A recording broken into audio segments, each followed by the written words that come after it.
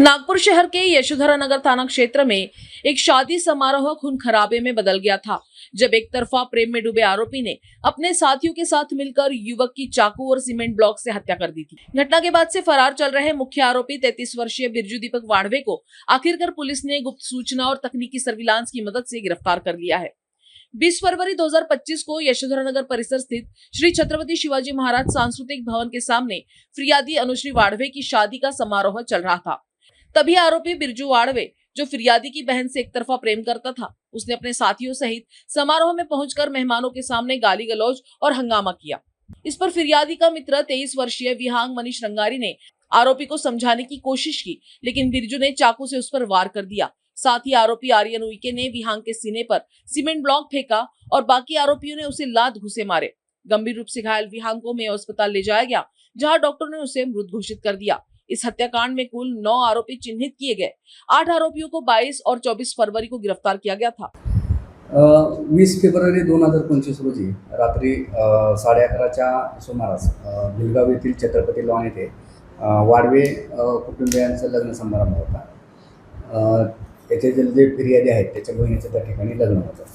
त्या ठिकाणी जो आता पाहिजे असलेला आरोपी जो आहे हा त्या ठिकाणी गेला होता। त्याचे नाव बिरजू दीपक वाढ़वे आहे। हा शिरोडा विरोधाचा रेकॉर्डवरील आरोपी आहे।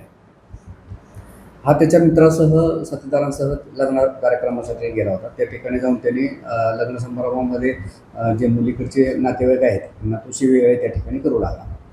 शिवीगाळी करत असताना जो याच्यातील फिर्यादी आहे त्याच्या बहिणीचं लग्न होतं आणि त्याचा मित्र विहांग रंगारी हा त्याला समजावण्यासाठी गेला होता की बाबा या ठिकाणी कुठला गोंधळ घालू नको, कार्यक्रम आहे आणि निघून जाण्यासाठी त्यांनी सांगितलं। परंतु ते काय ऐकण्याच्या मनस्थितीमध्ये नव्हते। त्यांनी सर्वांनी मिळून त्या ठिकाणी रंगारी याच्यावर हल्ला करून चाकूने त्याला जखमी केलेलं होतं, गंभीर जखमी केलं होतं आणि त्याच्यात तो मयत झालेला होता।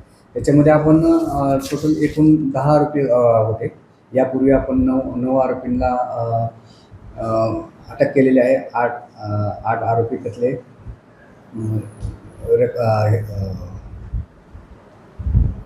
अटक केलेली आणि एक त्यातला जो जुवेनाईल होता त्याला जुवेनाईल कोर्टासमोर आपण हजर केलेला आहे। हा तेव्हापासून फरारी होता। या फरारी आरोपीसाठी माननीय पोलीस उपायुक्त श्री निकेतन कदम सर आणि श्री सहाय्यक पोलीस आयुक्त श्री बंडेवार सर यांच्या मार्गदर्शनाखाली आपण पोलीस स्टेशनकडील टीम त्याच्यामध्ये हे केली होती, स्थापन केली होती। PSI कंसे, PSI राठोड, हवालदार गुप्ता, हवालदार लांजेवार कोडापे, सनी मटेल, रोहित रामटेके, रितेश दुधे, अमोल भेंडेकर, राहुल शेट्टी, अनितेश मिश्रा, किशोर देवांगन यांना त्या टीममध्ये आपण हे केलं होतं। बऱ्याच वेळा आपण त्याचा पाठलाग म्हणजे त्याला शोध घेतला, परंतु तो प्रत्येक वेळी निघून जायचा।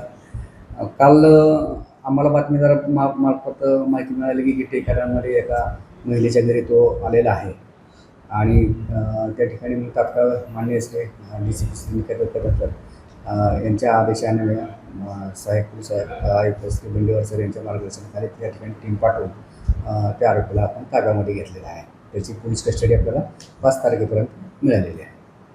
हो, शरीरावरचे बरेचसे गुन्हे त्याच्यावरती आहेत। त्याला आपण नवीन कायद्यानुसार 111(2) हे कलम हे लावलेलं आहे, संघटित गुन्हे टोळी तयार करून त्याचे गुन्हे केल्याबद्दलचे।